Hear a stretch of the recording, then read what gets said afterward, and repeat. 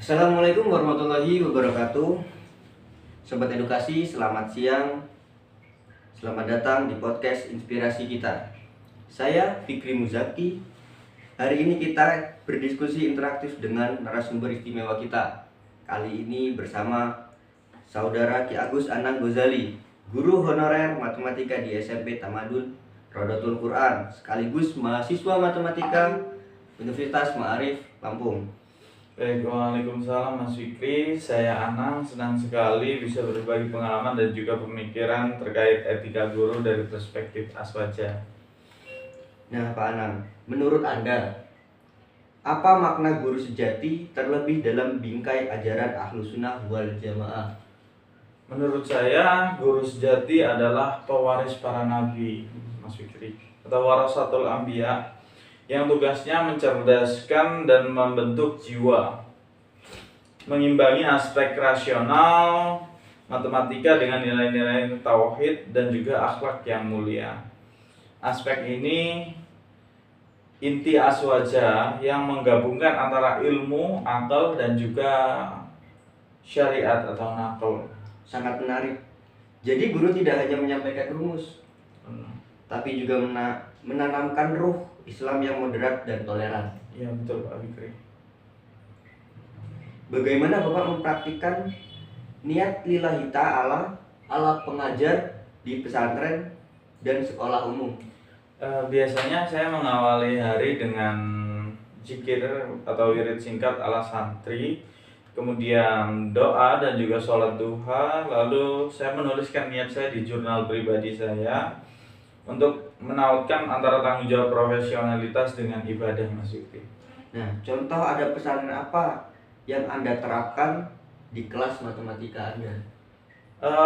Sebenarnya simpel-simpel saja. Yang pertama, misalkan biasakan salam, hormati guru yang senior, dan terapkan adab bermusyawarah agar kelas atau siswa didorong untuk diskusi, tidak hanya ceramah satu arah dari guru pada siswa, begitu Pak. Aswaja menekankan moderasi. Bagaimana Anda jaga keseimbangan antara siswa unggulan dan yang membutuhkan perhatian ekstra? Itu juga sebenarnya sudah tertuang dalam inklusi ya, kalau dalam pendidikan umum.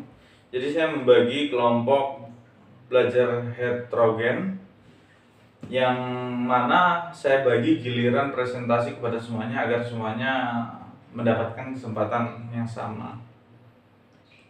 Rahmah di kalangan santri identik dengan kebersamaan. Bagaimana Anda bawa nuansa itu dalam remedial? Ya, saya sesekali mengadakan kajian matematika tematik, yang mana bukan hanya sekedar belajar, tapi kita juga padukan antara belajar sambil tadarus, menghubungkan antara logika dan juga hikmah Al-Quran, Mbak Fikri. Jadi siswa itu nggak hanya belajar aja, tapi juga diberikan waktu untuk beribadah dan juga mendalami Al-Quran. Pesantren sering praktik zikir kolektif. Lantas apa analoginya dalam pelajaran matematika? Oke,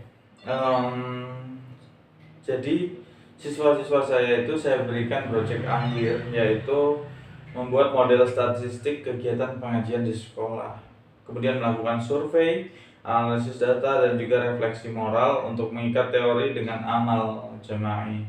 Begitu Pak Fikri. Sering terdengar tantangan mengintegrasikan nilai aswaja ke dalam pelajaran standar SMP. Apa contohnya, Pak? Contohnya yang pertama itu implementasi Baitul Arqam ini, Pak, di mana mengadakan kajian ringkas di awal pekan, kemudian menyisipkan pesan moderasi dalam konteks soal matematika, begitu. Kemudian kolaborasi dengan pesantren lokal, saya mengundang ustadz untuk sesi interdisipliner, contohnya untuk menghitung zakat dan infak bersama perhitungan praktis, mempraktikkan fikih muamalat, Pak. Yang ketiga, pendidikan moderasi berbasis proyek, di mana saya membuat proyek tim, membuat presentasi tentang tokoh aswaja, misalnya Syekh An-Nawawi Al-Bantani, dikaitkan dengan pola bilangan dan sejarah Islam, Pak. Berarti dengan cara ini siswa tidak sekedar belajar angka, tapi juga tradisi moderat Aswaja dalam praktik nyata. Iya, betul, Pak. Nah, Sobat Edukasi, kirim cerita atau pertanyaan bagaimana Anda mengintegrasikan Aswaja dalam pelajaran apapun. Kami akan bahas di episode selanjutnya.